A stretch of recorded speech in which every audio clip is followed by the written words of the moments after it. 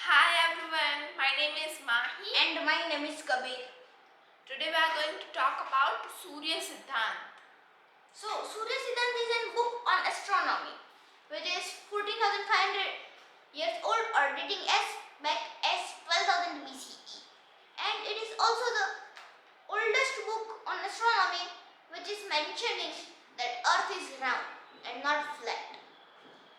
So, it was written by Mahi and it was recited by Surya Devata. And it also had many mathematical formulas. They also knew the sidereal year. Sidereal year means the amount of time taken by Earth to rotate around the Sun.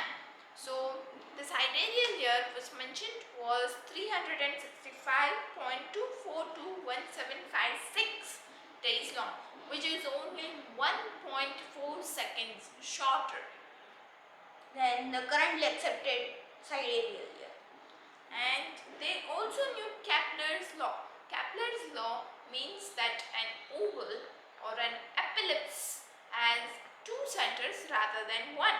And so at some point a planet is the farthest from the star and at some point it is closest to the star. The closest to the star in scientific language it is known as periapsis and the farthest is known as apoapsis.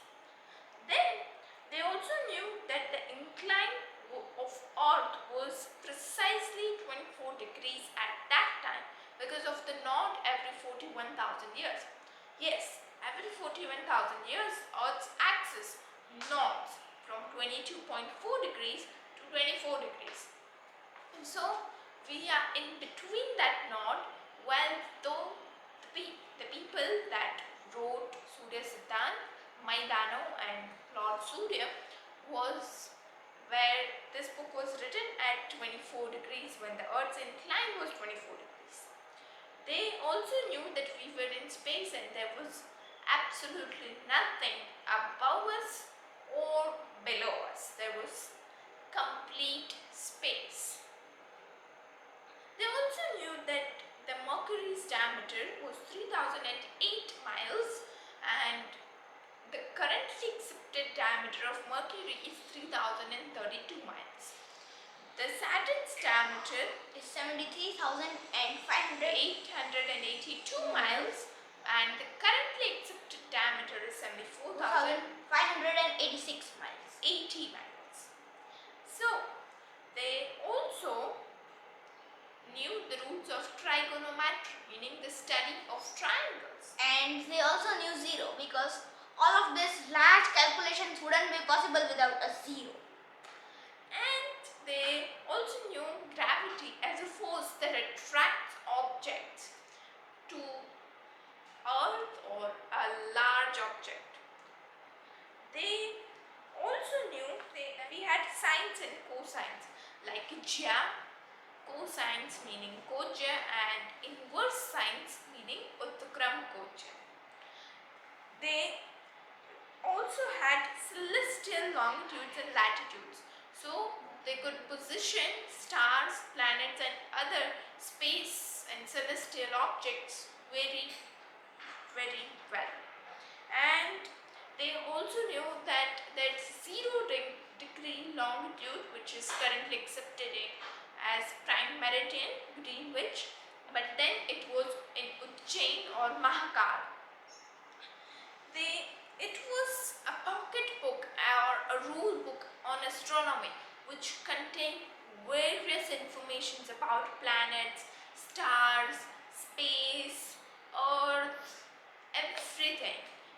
It was a pocket book and to just digest it, to understand it or even to read it, one has to be a scholar in both Sanskrit as well as in astronomy. So now coming to the question, when was it written? So according to modern Western historians, it was written in 580 CE, meaning only something about 500 years back.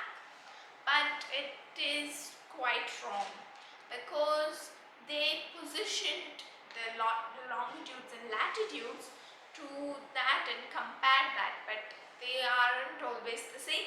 So when they compared both of them, the longitudes and latitudes didn't match and they came to the wrong conclusion. So it was written in 12,000 BCE through the positioning of pole stars, apses, and the incline of Earth. So, first of all, the incline of Earth was actually at 24 degrees at 12,000 BCE and 2,900 BCE. And as mentioned, it was mentioned in 12th chapter 68th verse. They also knew that we had two pole stars at that time. It was mentioned in the 12th chapter 43rd verse and 44th verse. So, in 2900 BCE, there were two pole stars, Thuban and Polaris. And at 12,000 BCE, there was Vega or Abhijit and Agastya. So, these were two pairs. We are coming to this because it did not mention which two pair of pole stars they were pointing to. Now, these stars which I am talking were exactly at the south, north and one straight line. So, now they also mentioned 12th chapter 46th slope, the one that mentioned Kepler's law.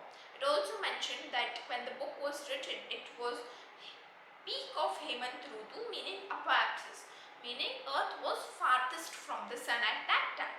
So it was roughly 22nd November. So now if you add all of these three conclusions, there is only one possible year which you can come to is 12,000 BCE. So many other people and many other researchers also suggested that 580 CE was wrong. So even the head of ISRO, who is currently working in Washington DC right now under the president, so he also researched and studied and said that this was wide off the mark and it was much older than what scientists think. So this is it. See you next time. Bye.